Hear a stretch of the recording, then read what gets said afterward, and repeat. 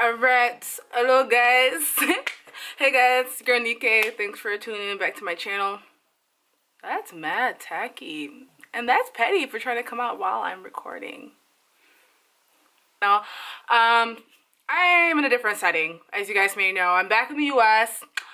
USA. No. But I'm back in the US. I'm back in my parents' crib. Done school, next level teens, but doesn't mean I don't have a ton of footage that I need to edit, and I have a ton of things I want to talk about that are travel related, because again, YouTube is my platform to share, and I'll be creating a blog, etc. So I'm going to talk about in today's video is about how to make friends in a new country, how I made friends in a new country. I think these are tips that you can use to make friends in a new country, and most importantly, how I met Yagazie. Yes, let's get into that.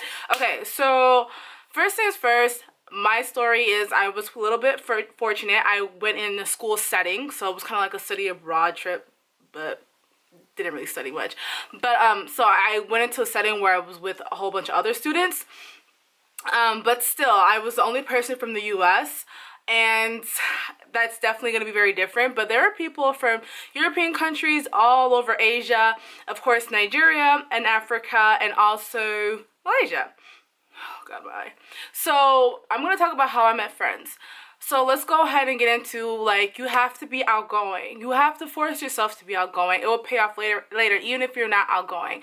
Some people might say, oh girl, it's easy for you to say because you're an extrovert and you are just an outgoing person in general, whether you're in the US, Africa, or if you're in Asia, it doesn't matter. But you have to force yourself to be willing to talk to people.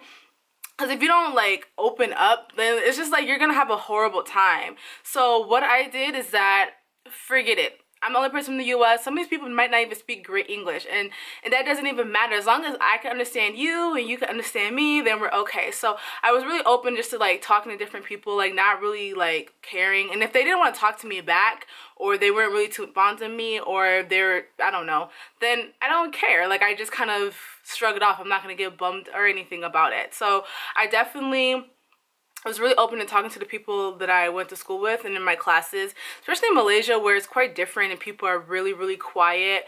I just had to force myself to talk to them, because if I didn't do that, then how the heck was I able to, like, how would I be able to make it through the whole entire school year? Okay, so now I made friends with a lot of Asian people. A lot of people from Asia, a lot of people from Nigeria, which is great because we have that in common. We're Nigerian, and I think the black people really try to stick together when you are in different countries. Okay, so again, I was itching for people who had more similarities like me. So a lot of friends with a lot of European people, and that was great because we had a lot of things in common. Even though we are from different places, we still were able to have great conversation. And some of my friends that I made, shout out to my flirts, we are still really good friends. We still talk occasionally now that we are back to our home countries.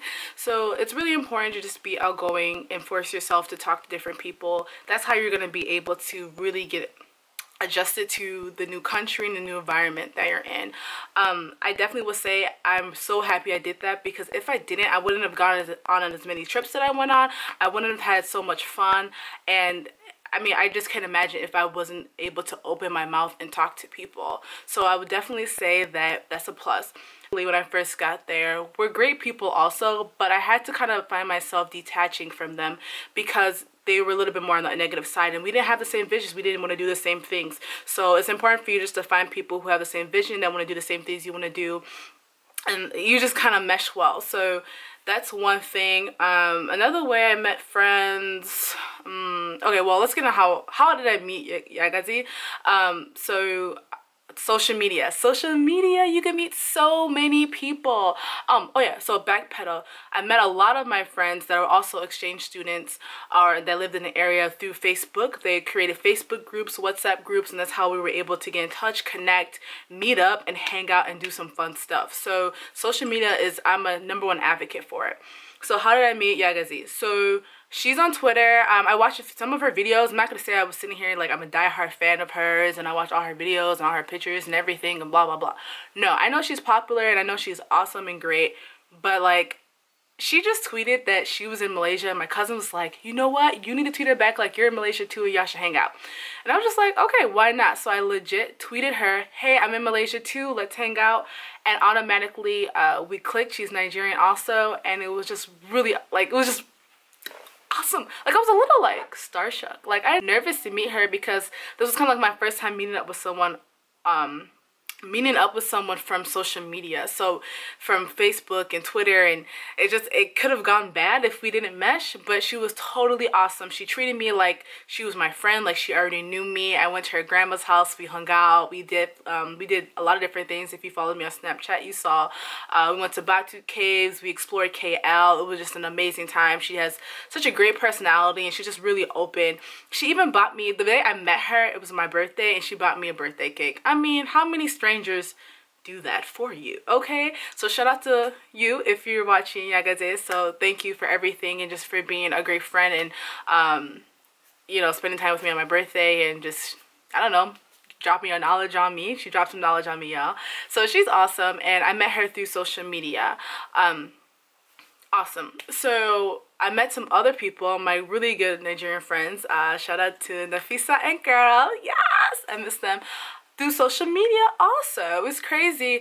My friend Nafisa, she was just searching on YouTube looking for videos and what other Nigerians think about Malaysia, and she came across my video, and of course I leave all my social media accounts, all my information there. She hit me up on IG, Instagram, and she was looking at my pictures, and she was like, oh yeah, this is a dope photo. She was looking at my KL Tower photo, and from there we just DM'd each other, and she's like, I live in Sunway. I'm like, I live in Serdang. Like, what? Like, you seem cool. Like, she seemed like, this might sound bad, but she was like my type of girl. She was well traveled, put together, and seemed like she was doing great things for herself in Kuala Lumpur. So we ended up just meeting up, or just talking, DMing, and we met up one day in her area, and we honestly, since then, it's been like peanut butter and jelly. Like, she was awesome, and ever since then we've like hung out consistently, like every weekend. I even stayed with her for like a month towards the end of my time in Malaysia. So we met through YouTube, through Instagram. It's just so crazy how that works out. And then her good friend became my good friend also, and from there on, like, that's just how I met my good group of friends, and through them I was able to see a whole nother life in Malaysia, and that's basically the baby Lagos that's in Kuala Lumpur. So we had so much fun. We have so many inside jokes, shaky tea bubble cleans, beseo. Yeah, just like I just experienced so much because of them, and I'm happy that I was really open on Facebook. On Instagram and YouTube, so that they could find me. How else did I make friends? Oh, another thing. This is a really big one. During, I don't know, some months in during my time in Malaysia, I was at the Batu Caves. There was this girl, another African-American girl. She actually stopped my cousin and I, and she said, hi, how are you guys? Where are you guys from? Not many people will step to you. A lot of people are shy to step to other people. She wasn't shy. And because she was able to step up to me and my cousin and I, and just say, hey, what's up? We became lifelong friends. Shout out to you, Taylor, if you're watching this video. She said, hey, we started talking. We totally connected. She was from California. She went to school in Spelman, and like, since like, it was just so perfect. And we were just so intrigued in what she was doing in Asia, and she was telling us her story, which was just amazing and totally inspiring. We went out for an Indian dinner later, and then from then on, we always kept in touch. So here's the funny thing, and why networking and meeting people is really important. Later on during my time in Southeast Asia, I decided I wanted to go to Vietnam. Vietnam is not somewhere I thought I was gonna go, but last minute I wanted to go to Vietnam for a week or so. So she lived in Vietnam. She lived in Ho Chi Minh, and because I made that connection and we stayed connected and we talked here and there, we didn't talk every day, but we talked, you know, once or twice, you know, once a week or so, or just saying, hey, what's going on? I was able to go to Ho Chi Minh and have somewhere to stay. Not that I just had somewhere to stay, but I was staying in like a 5-star hotel suite apartment thing, and I was in the center of the city. I was in a great location, and that was just awesome. So I had somewhere to stay. So again, I'm all about the cheap travel. So I saved a lot of money by being able to stay with her. She gave me, even though it was my first time traveling alone, I wasn't with any other friends, she was definitely able to guide me and direct me on what I need to do, where I need to go. And she hung out with me when she can, but she's also busy herself. So, and through her, I met one of her good friends and one of her Spelman sisters that she was living with, and she was awesome, and she was a diplomat, and she exposed me into something that I never saw before, you know, and now that has triggered me to explore different things and to continue to be a global citizen. Yeah. If y'all watching, I mean, Taylor, Kat, like, I mean, hello, how are you guys doing? That was just great. Like, they were just wonderful women to be around, very inspiring, empowering, great words, great knowledge, and they're just like my two older sisters. So, I definitely appreciate just being able to hang out with them, and I don't know, they're just opening their home, their arms to me. So that was really awesome meeting them, and that's why it's important to talk. Yeah, I made a lot of friends there. And it's just all about being outgoing, being open, especially when you're in places like Vietnam, Asia.